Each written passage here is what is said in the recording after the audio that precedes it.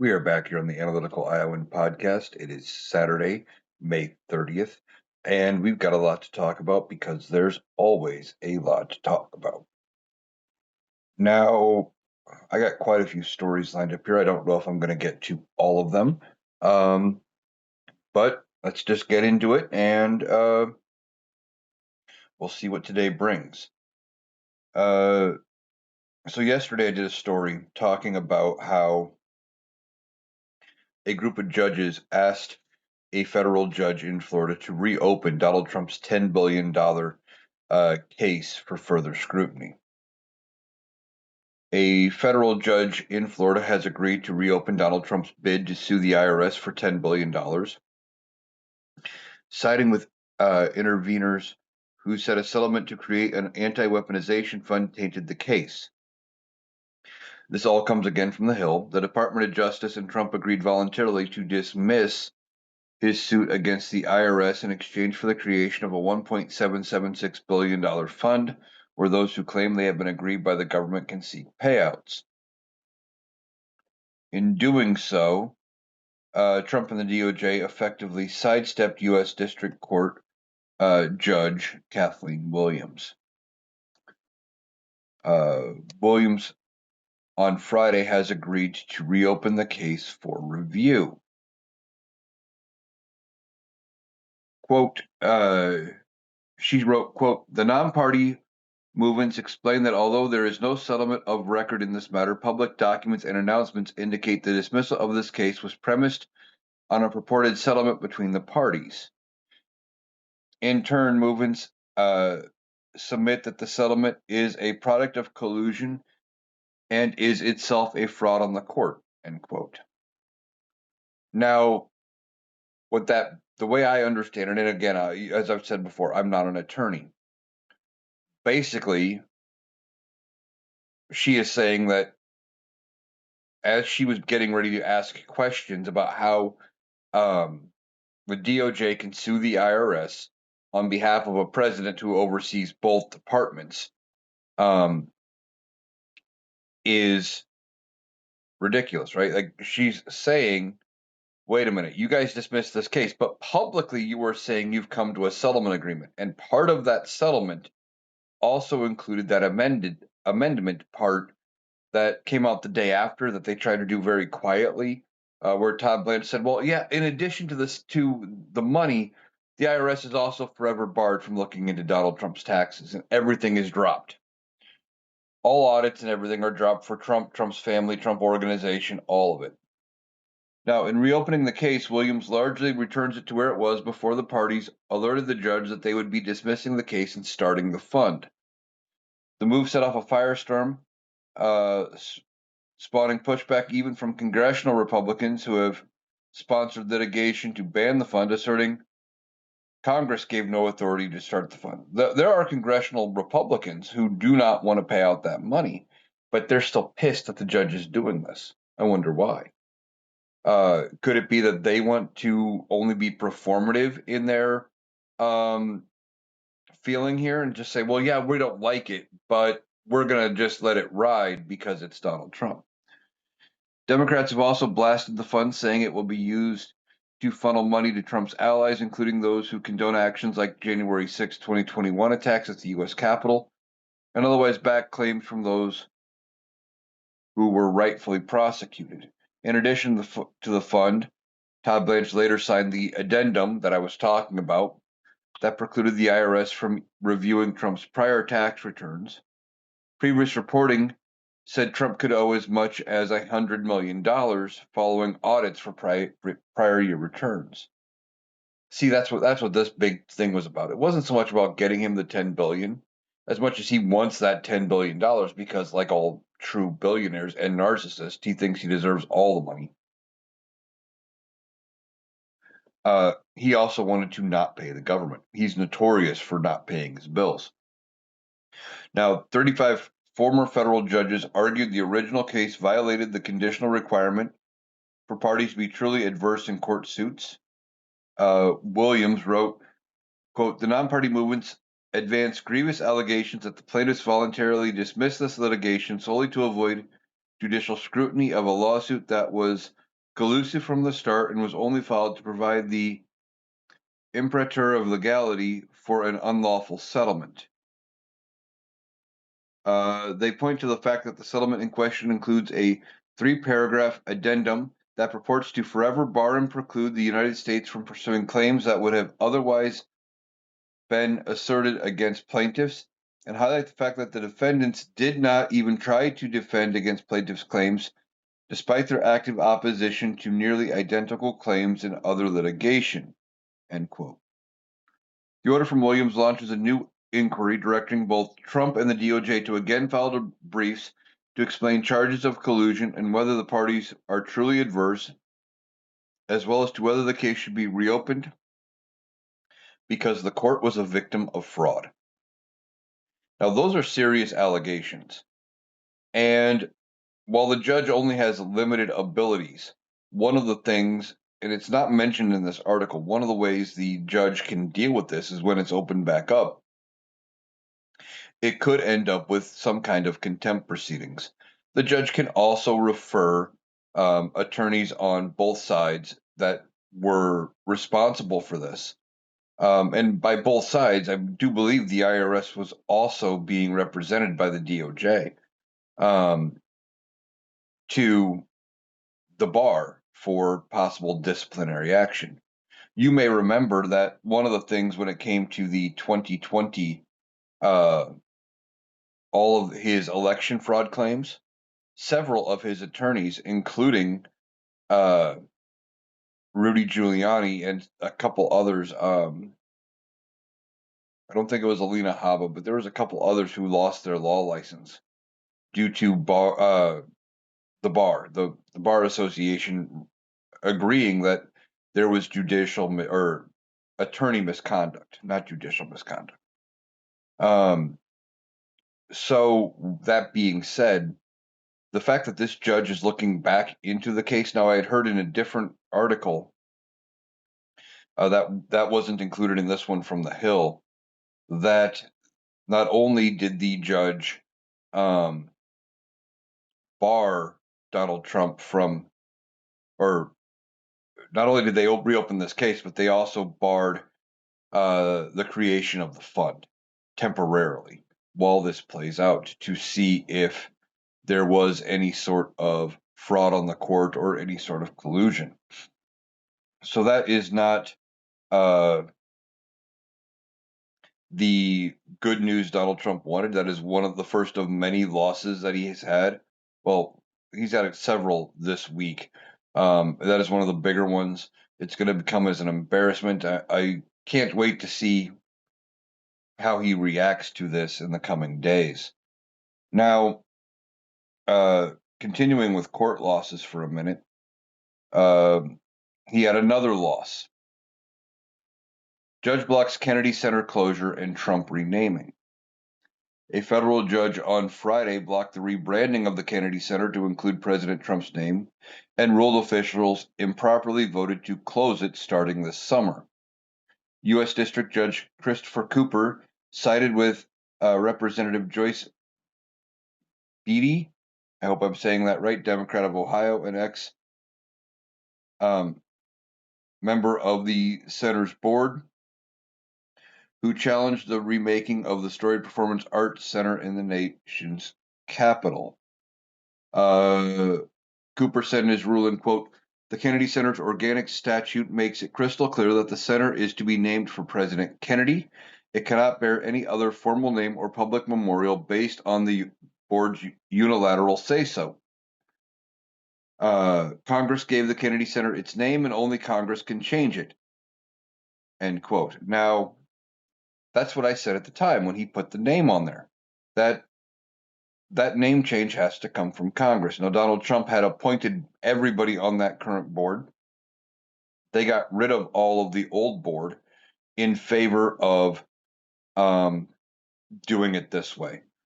And all that happened there is they rename it, and all of the acts and everything started to suddenly cancel because they didn't want to be associated with Donald Trump. And then Donald Trump goes on the warpath as they are starting to cancel. Well, it's crumbling. It's it's structurally not sound. It's going to collapse. We had never heard anything about it collapsing prior to that. But suddenly, once people quit showing up and it was directly his fault, suddenly he had to spin around and make it structural. So we're just going to close it till I'm out of office so nobody can go in. I said at the time I didn't expect there to be any renovations done. I still don't expect there to be any renovations done. Um, I think the whole thing was if they did any renovations, it was going to be purely cosmetic, maybe paint, carpet, those kind of things that you could potentially do for closing for a couple of weeks, not several years. Maybe they would move a door or something, do something just enough that it made it appear that they did major renovations, but they didn't. I didn't think they were going to do anything drastic. Um, because I think this was all a vanity thing. Now, Roma Daravi, and again, I hope I'm saying that right. If not, is that name right? If not, I apologize. The center's vice president of public relations vowed to appeal because they are appointed by Donald Trump. Um, Said, quote, "We will review the decision carefully, though the reality remains the center requires an urgent and significant restoration, a truth that even the plaintiff acknowledges. With 257 million secured by President Trump and approved by Congress, the resources are in place and we remain committed to pursuing every lawful avenue to ensure that the Trump Kennedy Center is restored as a natural cultural landmark for all Americans to enjoy," end quote. Except, again, it wasn't. I still don't believe the fact it needed renovations. Sure, they have $257 million approved, but that was tucked into a budget bill, I'm sure. Um, and only after Donald Trump started complaining about it. But this is where Donald Trump loses, and we will see how he responds here. It marks a major legal It marks a major legal loss for the president in his push to complete various real estate projects around D.C. How about he focus on actually running the country? Just saying. Trump has also looked to build a White House ballroom, renovate a public golf course, construct a memorial arch, and restart fountains across the city. At the Kennedy Center, Trump's efforts led some performers to pull out of scheduled appearances ahead of the closure announcement. Trump responded to the new decision on Truth Social by writing, quote, "We are going to be working with Congress to transfer this failing institution back to them so they can make a determination on what to do with it," end quote. See?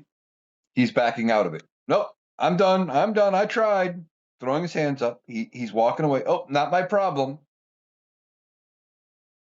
He can't handle being told no.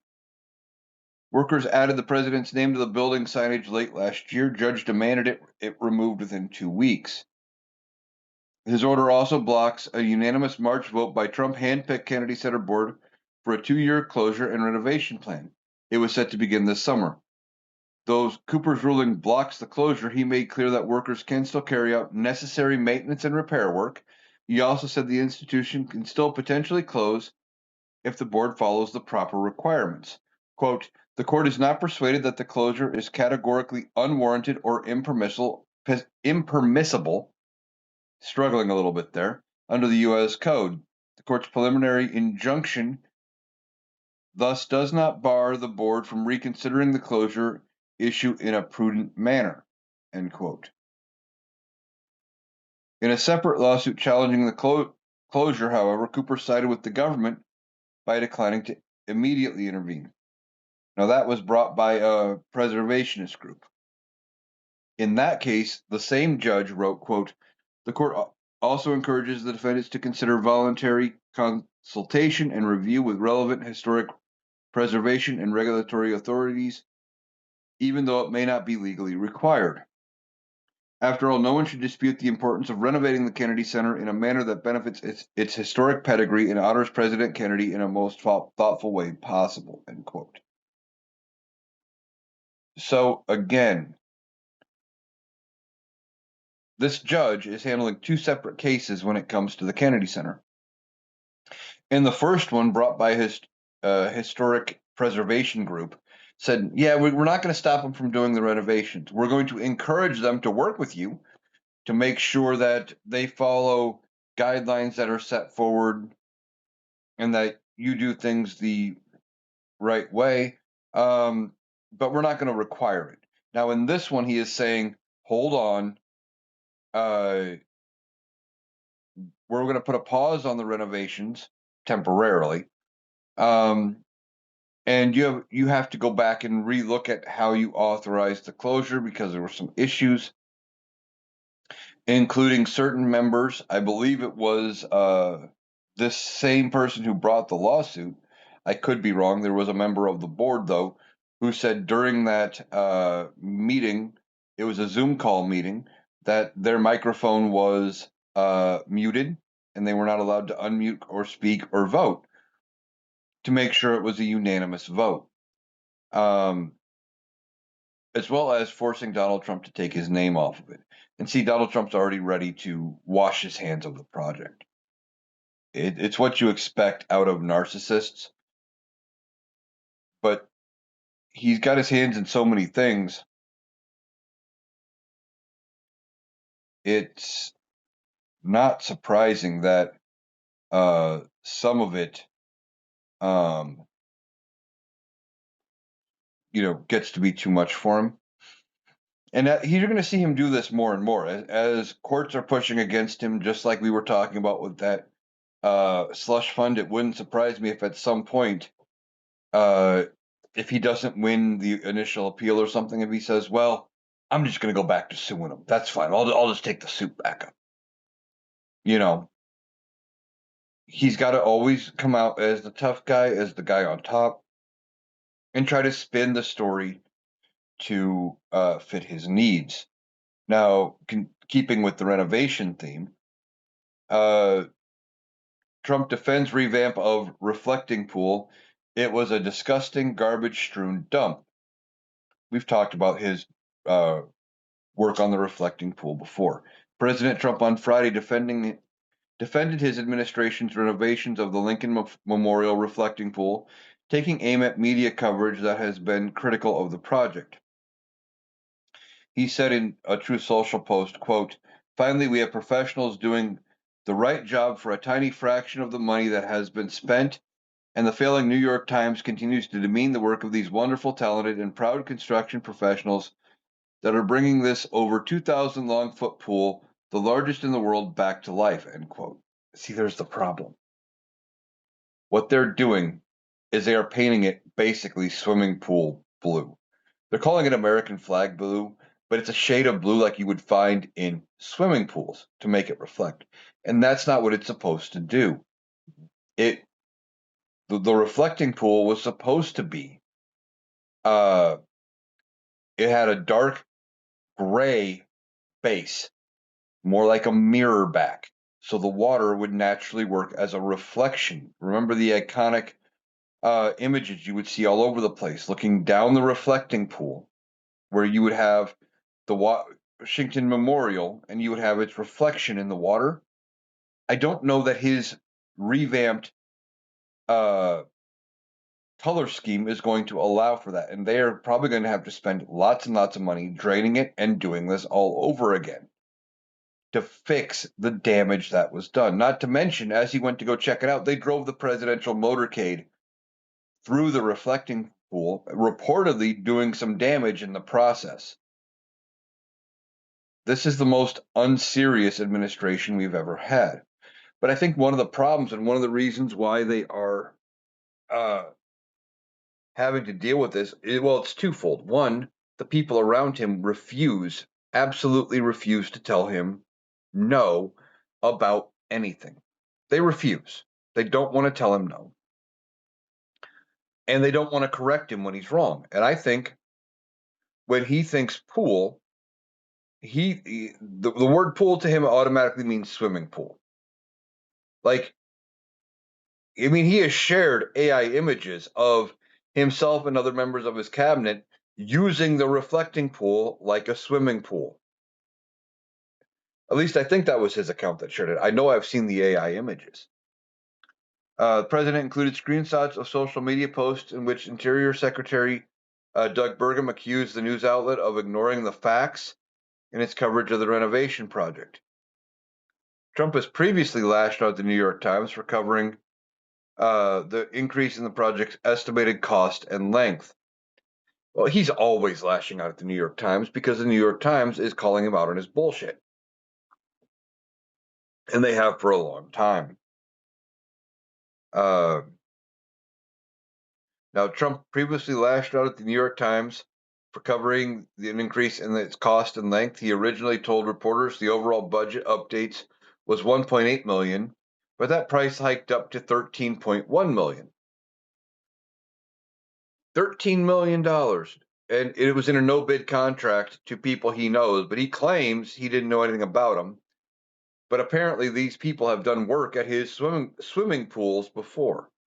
And again, he doesn't understand the difference between a reflecting pool and a swimming pool. I don't think he knows that the word pool in this case just means a body of water, like a man made body of water. The project includes repairing leaks in the reflecting pool and applying a new American flag blue paint to its base. Again, that's not going to reflect the images around it. Trump continued on Friday saying, quote, "The scope of the project has been greatly enlarged as we become involved because we realized how important it would be to Washington, D.C., and the record number of visitors coming to our now very safe capital for all upcoming events in celebration of our 250th anniversary. It is one of the most visited and photographed pools in the world, and when we took it over, it was a disgusting, garbage-strewn dump that leaked, smelled, and was an embarrassment to our country and two of our greatest presidents," end quote. Well, it leaked, okay? They're saying it leaked. That's how the water cycle works. Some of it was leakage into the ground, some of it was evaporation, and it would be refilled with rain. That's how that works. But they don't understand science. Now they want to make it watertight, I guess, which could affect a lot of things, and potentially, depending on rain levels and things like that, depending on how much evaporates and how much is replenished by rain cycles, it could theoretically lead that the reflecting pool to start overfilling and flooding the surrounding areas. Because again, he doesn't know how it works. The president received flack for renovations after it was revealed that his administration awarded a Virginia firm, Atlantic Industrial Coatings, a no-bid contract to complete the project. Trump previously said he talked to someone he knew about the contract, but later walked it back. Exactly. First he said, "I know them, they're going to do great work, etc." Then we took some shit for it, and he got heat. He can't handle heat. He walked it back, eliciting more confusion. President announced the restoration project in April to coincide with America's 250th anniversary. Many of the organized events will take place on the National Mall, which it does make sense that it would be done. The problem here is how they're doing it, right? Sounds like they don't have an actual plan when it comes to any of it. Now, there was a whole lot of controversy surrounding this Freedom 250 concert. And a lot of the acts have already canceled. And that was going to take place on the National Mall.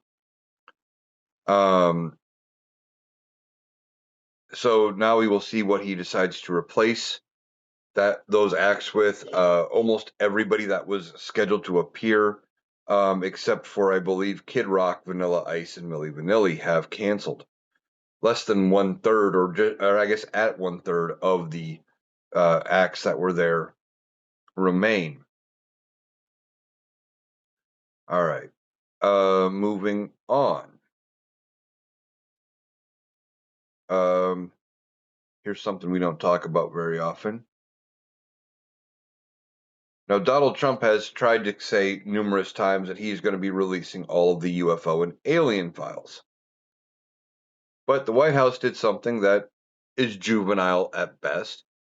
White House launches alien site touting immigrant arrests. The White House is mocking the idea of U.S. retaining secrets involving aliens encountered by launching a space-themed website that touts the arrest of immigrants unauthorized to live in the U.S. The website, launched on Thursday, opens with a crawl similar to the one seen in the Star Wars franchise, with blocks of text appearing as users scroll while stars fall in the background. See, they can't even come up with an original idea. The website reads, "They walk among us. For 60 years, the U.S. government has kept a closely guarded secret. Aliens have been walking among us, living in our neighborhoods, and interacting with us in our daily lives. They've shopped in the same stores, attended the same classes as our children, and lived seemingly normal human existences. With one exception, they don't belong here," it continued. A ticker on the page some of A ticker on the page shows the so-called encounter number, made with the figure standing at 3.1 million and counting as of Thursday. It does not specify the timeline during which those encounters occur. However, the figure appears to match a September 2024 report by Homeland Security Republicans on the number of nationwide encounters recorded during President Trump's first term. The website reads, quote, "President Trump was the first to call out the real danger aliens pose to every American family, every community, and the future of our nation," end quote. Below the ticker is a heat map of the U.S. featuring immigration arrest statistics pulled from ICE data.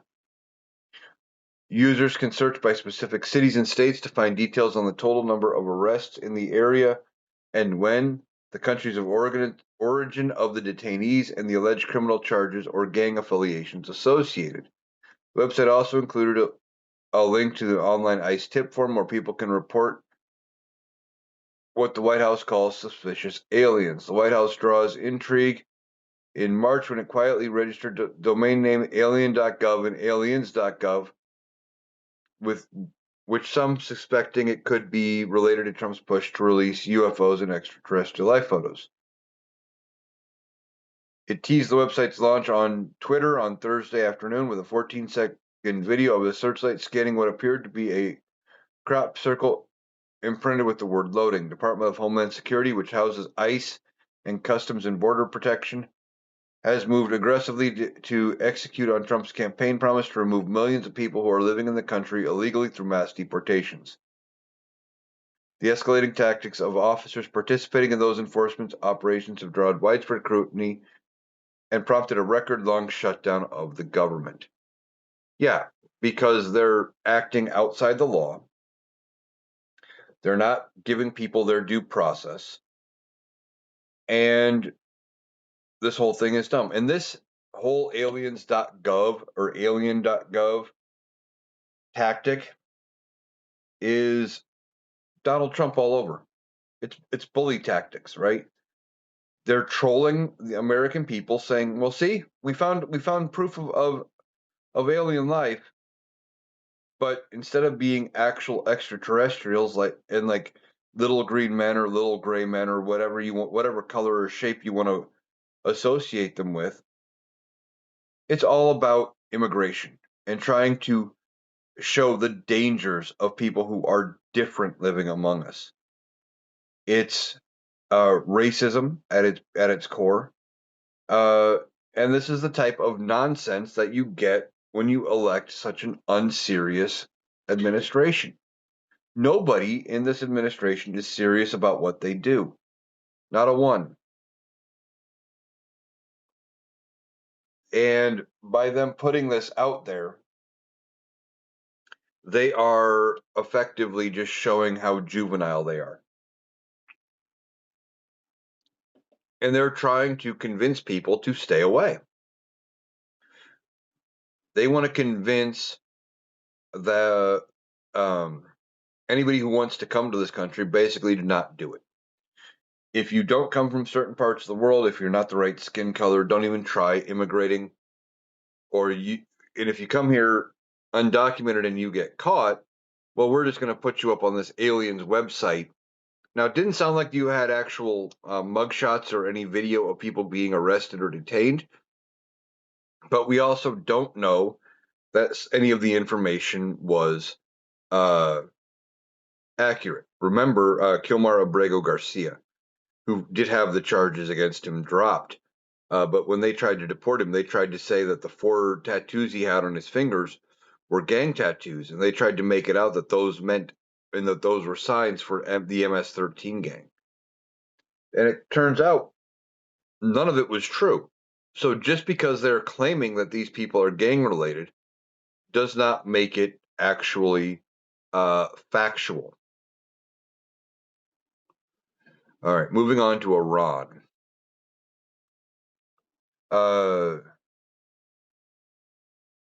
Donald Trump is asserting the U.S. maintains the upper hand in ongoing talks to end the conflict in Iran, again coming from the Hill. He's trying to end the ongoing conflict in Iran, but he is claiming that it is because joint U.S.-Israeli strikes has weakened its military, even as he calls Iranians very good negotiators. He said in a Fox News interview that is set to air tonight, quote, "They are very good negotiators. They're crafty, but in the end, we have all the cards because we defeated them militarily. Their navy is totally gone, 100%. Their air force is totally gone, 100%. Their military, we sort of left it alone because we think their military is somewhat moderate," the president added. And those are all claims he has been making repeatedly over the last 3 months, except there's no data that shows we have actually decimated their military, their air support, and their navy, not to the levels he is claiming. Now, Trump announced that the U.S. and Iran were closing in on a deal that was largely negotiated and expected to be announced soon. The emerging framework would extend the ceasefire by 60 days, restore unrestricted navigation through the Strait of Hormuz, launch a window for further discussions concerning Tehran's nuclear program. The terms of the proposed memorandum of understanding are still being finalized.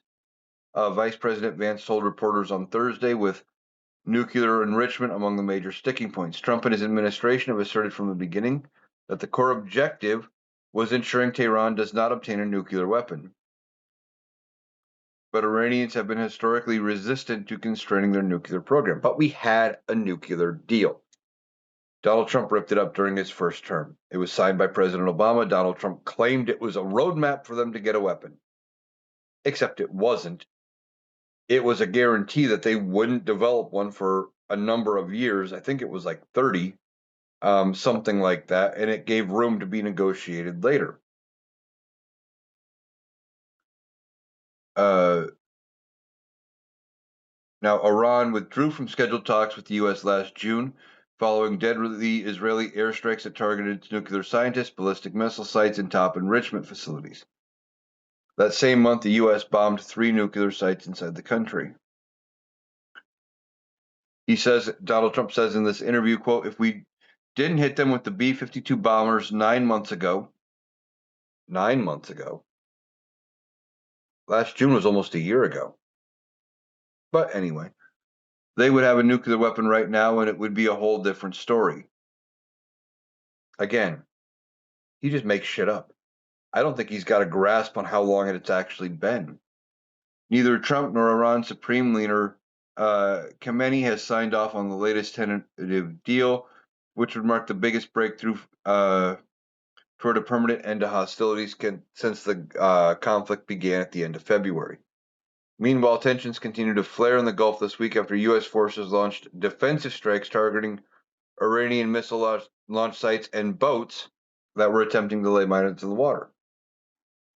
But if we were blowing up their boats or trying to, how do they have boats if their navy was 100% destroyed?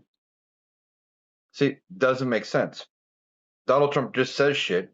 And he thinks if he comes out publicly saying, well, we've completely destroyed their Navy, that it's going to give us leverage over Iran in these negotiations. Because that's how he's always done things in the world of business. And that's all he knows is bully and push.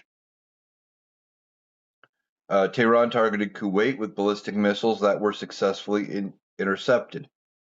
Trump made it clear in the interview what line Tehran would have to cross from to consider a renewed offensive military action. And that was a quote, a deal that wasn't going to be good for us in the line ultimately because, I'm playing it out and we're going to see, end quote. First of all, that's not really a sentence. And how can you say that it was a line? A, a deal that wasn't going to be good for us. Based on what? Based on whose judgment? Donald Trump's? I mean, he's trying to play the tough guy, but he's coming from a very, very weak standpoint here. They hold all the cards, or the majority of the cards, despite some of the things he has shared on True Social, like images of himself holding Uno cards and holding a handful of them, saying he has all the cards. Again, as I talked about when he shared those images, he's got the depiction backward because in Uno, the goal is to have no cards. And that, not only that, but he's holding them facing out so they can even see the cards in that AI generated image. Like the whole thing made no sense. Now, this also comes from the Hill. One of the things Donald Trump was pushing was also that all of the surrounding Middle Eastern countries signed the Abraham Accords, his massive first term thing that it was supposed to be a major peace win, where they all respect the establishment of the nation of Israel. President Trump surprised demand for Gulf and Arab countries to normalize ties with Israel as part of Iran peace talks has run into a complicated reality of the Middle East, like I expected would happen. Pakistan, which has been mediating talks between U.S. and Iran, outright rejected the idea of joining the Abraham Accords, while other countries have stayed notably silent. Experts say the demand is confusing and highly improbable given tensions. Trump is under pressure from Israel, which again, we're only in this mess because he listened to Netanyahu. When Donald Trump comes out and says no other president would do this kind of thing, he's right, but not in the way we think, or he thinks we should think about it. He thinks that when he says that we should be cheering, oh man, he had the strength and the courage to do this when nobody else would. No, nobody else was that fucking stupid. Trump is under pressure from Israel and his hawkish base of supporters to strike a deal that goes farther than the 2015 Obama-era nuclear deal with Iran, called the Joint Comprehensive Plan of Action, which did not address Iran's ballistic missile program, support for armed proxy groups across the region, and terrorist attacks across the world. But it did prevent them from getting to a nuclear weapon. An expansion of the Abraham Accord could theoretically blunt Iran's threat to the region by normalizing relations with its rivals while achieving one of Trump's main foreign policy priorities of his second term. David Schnecker, a senior fellow with the Washington Institute for Near East Policy and a former assistant secretary of state for Near Eastern Affairs during Trump's first term, said, I think that at least in part, this war was pitched as an effort at regional transformation. This ambitious transformational agenda has fallen short. The president is looking to make lemonade out of lemons, end quote. Trump's first made the pitch for expanding the accords in a phone call about the ongoing negotiations with Saudi Arabia, the United Arab Emirates, Qatar, Turkey, Pakistan, Egypt, Jordan, and Bahrain. Axios reported at the time that Trump's pitch was initially met with silence, prompting the president to ask if the leaders were still on the call. And he didn't get the hint then. President allies and hawkish Israel supporters cheered the move. Senator Lindsey Graham described it as brilliant, except if it doesn't work, is it really brilliant? This is just a way for Donald Trump to shift the blame away from himself. So now, when this um, collapses and they can't come up with a deal, uh, then in the end, he can say, "Well, I tried to get them to sign the Abraham Accords. The other countries wouldn't sign off on it. Well, we have no deal. It's not my fault. Blame the rest of the Middle East." He's always looking for an out and a way to scapegoat.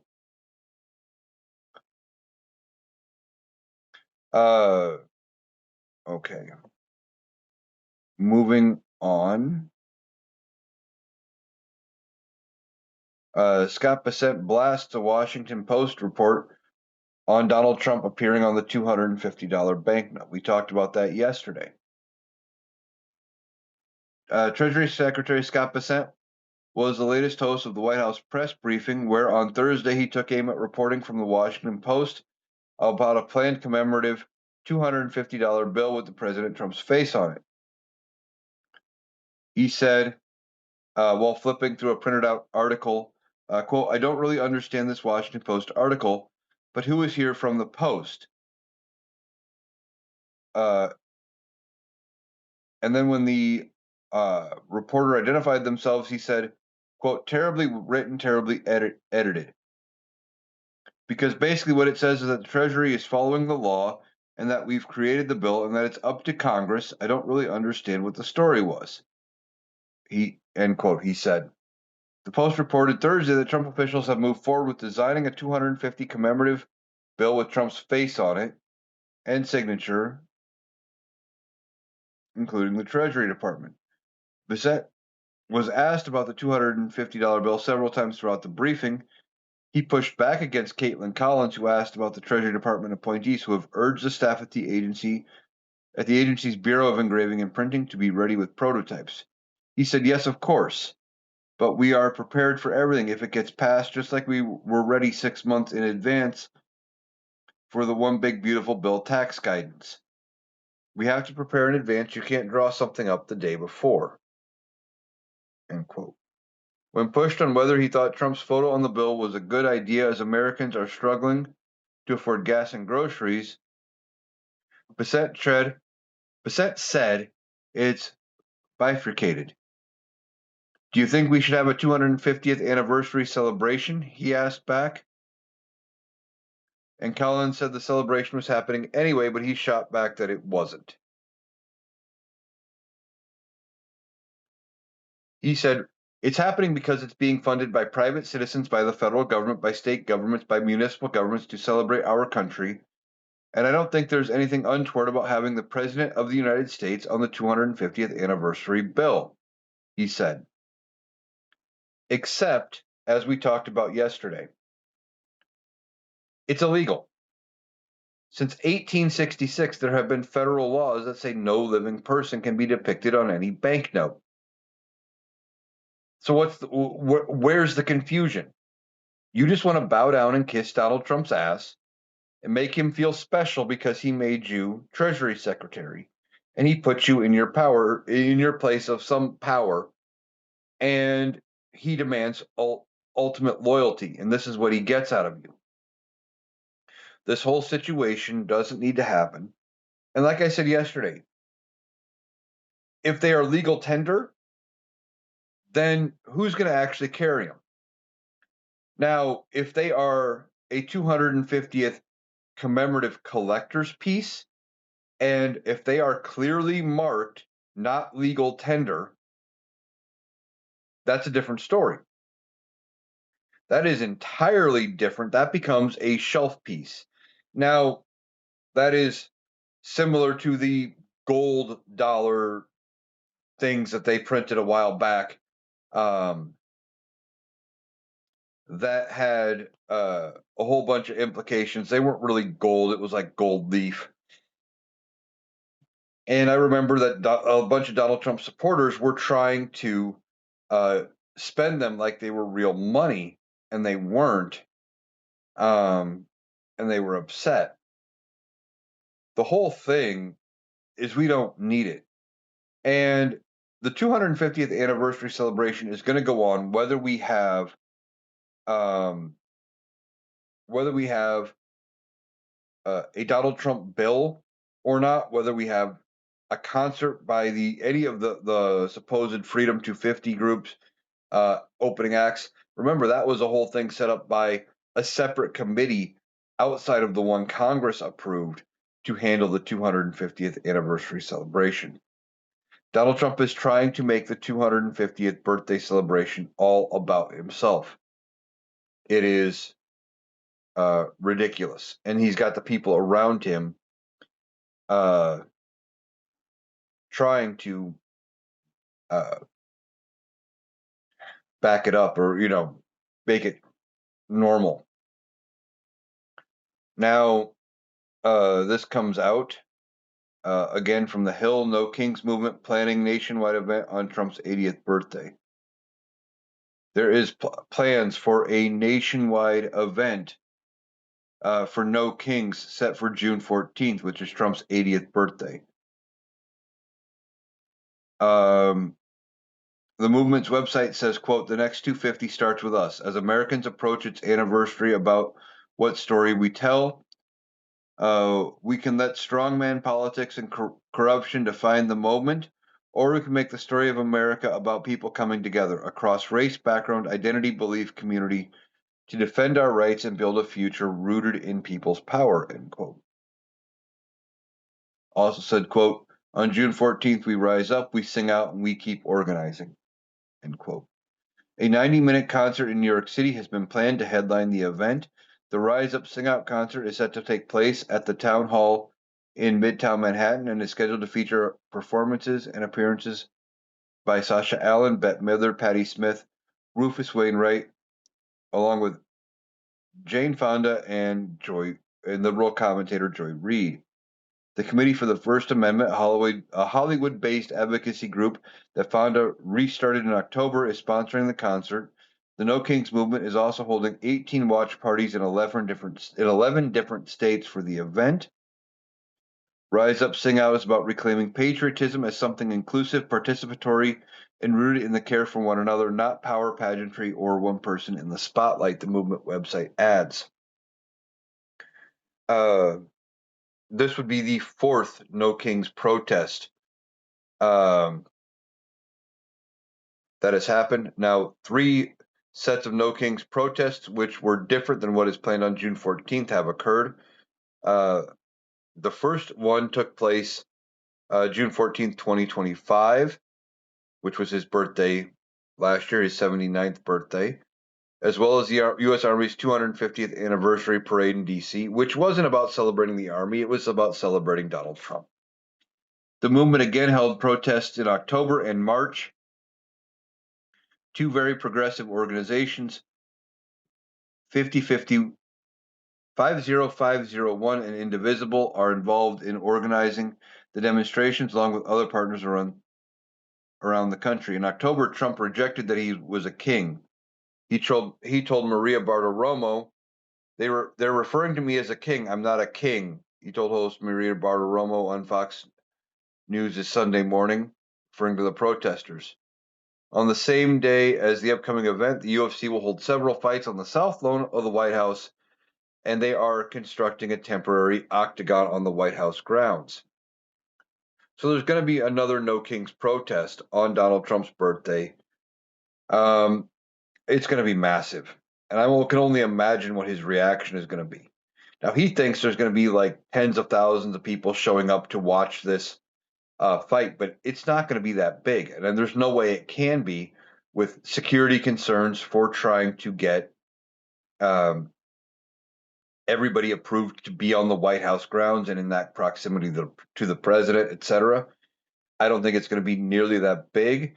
There's going to be like an over at the Ellipse. There's going to be TV set up for people to watch, and they're going to count those people in as people who showed up. but they're going to conflate the numbers. But I think the numbers coming out of this No Kings protest are going to be huge. They are going to be just massive. And I believe it was after the October No Kings protest when I think it was 7 million people, 7 to 9 million people, somewhere in that ballpark, came out and told Donald Trump to get fucked. That's when he decided to tear down the East Wing of the White House in favor of his ballroom. They weren't prepared for it. From the images I saw, it looked like the building wasn't stripped. Who knows what was actually lost by the way they handled it? They just demolished it, furnishings and all, is the way it appeared, at least in some of the images I saw. Because Donald Trump doesn't care about protecting anything like that. He only cares about himself. And having another No Kings on his birthday is going to be, uh, huge. It's going to be a major thorn in his paw, and it's going to drive him nuts. Now, one of the last things I want to talk about is uh, Gavin Newsom says California will impose a 100% tax on the anti-weaponization fund recipients. Gavin Newsom on Wednesday said he would impose a 100% tax on state residents who received money from the Trump administration's new $1.8 million anti-weaponization fund. He said they are looking forward to taking this action. One thing they would like to try to do is take a 100% tax anyone in California who receives any of those funds. We want to tax at 100% those proceeds, and it's an action the state of California can take. Now, he did not say when it would start, and I don't know if it has passed their state legislature, but it probably would. A New York lawmaker has proposed a similar tax for New York State residents. New York State Assembly member Alex Borres, who is running for Congress, announced on social media he has introduced a bill titled Anti-Insurrectionist Act, which would prevent President Trump from using your tax dollars to pay individuals involved in the January 6th attack at the Capitol. It's very simple. If you're a New Yorker who takes from Trump's illegal January 6th slush fund, New York will tax you at 100% of it, he said on social media. Instead of flaunting their love of lawfare and taxing constituents into oblivion, Governors Hochul and Newsom should focus on preventing more of their residents from fleeing in droves to free states with lower taxes, less crime, and governments that actually serve the people, the Justice Department spokesman said in an email to The Hill. So it's partisan politics as usual. However, that attack doesn't say anything. The DOJ's attack doesn't say anything at all about the substance of the claim. Just attacking about the problems facing California and New York. Except California and New York are taker states. They bring in more money than they spend out. They are donor states rather. They bring in more federal tax money than they receive. That's where I was going with that. I want to make sure I'm clear on that. Without them kicking into the federal coffers, a bunch of the red states that they talk about being more pro-freedom and lower taxes wouldn't have any money. So the fact that these red states have lower taxes actually means that the people in California are paying to support the people in those red states. We've covered that in other podcasts. So that's going to do it for today's episode of the Analytical Iowan podcast. I want to thank you for taking the time to join me today. I hope you guys have a great day, and I will be back again tomorrow with another podcast.